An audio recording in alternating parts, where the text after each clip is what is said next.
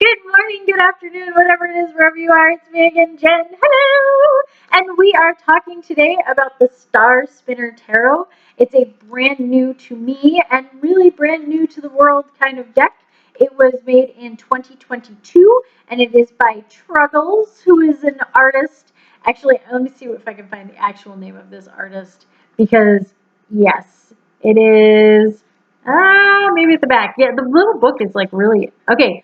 Trug Le Nguyen, Philippine-born Vietnamese-American comic book artist and illustrator. He lives in Minnesota with his partner and 3 chickens, and he maintains a love of folklore and fairy stories. So there is a lot of folklore and fairy tale stuff in here, but I have a feeling most of it is kind of a Vietnamese or Philippine sort of bent to it. So I'm not that keen on all of it. I'm trying, I'm learning. That is what I'm here for, and that is what you are here for too. So yes, Star Spinner Tarot is going to teach me a lot this month.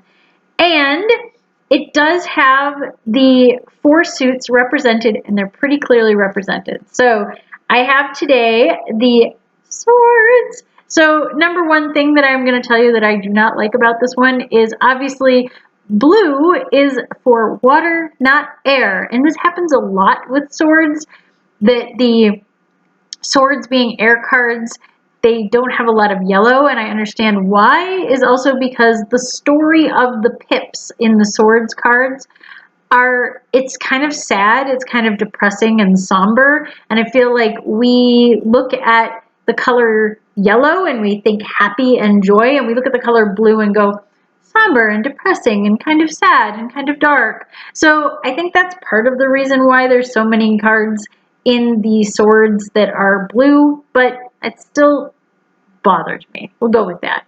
So the symbolism for this one is obviously we have the 9 represented up at the top there, and it says swords because yes, they haven't renamed this one like they did with cups, which are chalices. This one is just swords. They're not daggers, they're nothing else, swords.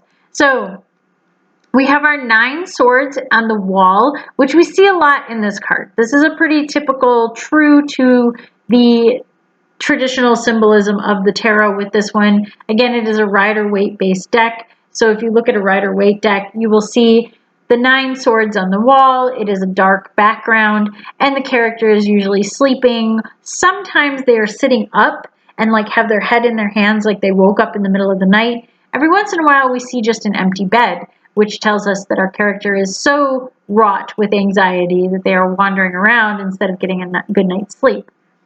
What do I love about this that this has that none of the others I've seen before? Look at the little imp on her chest. This little monster is like on her, and like you can see he's like wants to cause trouble, wants to cause mischief.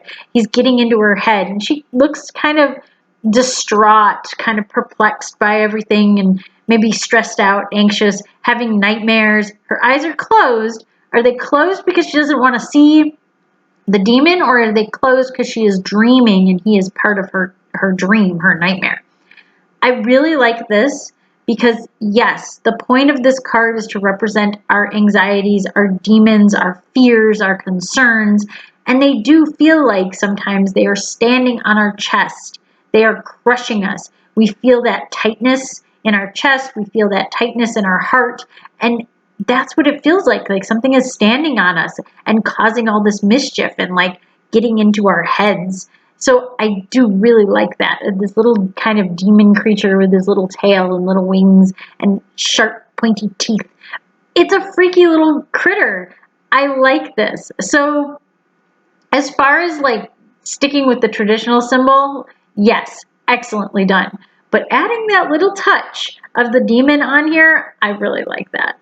I think that if I were to pick out this card and anybody, even if they've never read tarot before, they would know what is going on in this card. They would understand what is happening.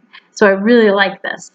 The flip side to this card is even kind of represented in the sense of like, hey, if you're getting a release from this, obviously you turn it over and he's going to fall off of you. So there you go. I don't know, that might have been a stretch. But either way, I really like the little imp is on here. I think that adds a little extra dose of like, this is what this card means, rather than the traditional symbolism of just somebody having nightmares and having swords on the back of the wall. So that is our 9 of Swords. And yes, I will be talking about this deck the entire month of March because I absolutely think it's adorable. It caught my eye online. So yes, you can look up Star Spinner Tarot. It's probably in a bunch of places because, again, it's relatively new.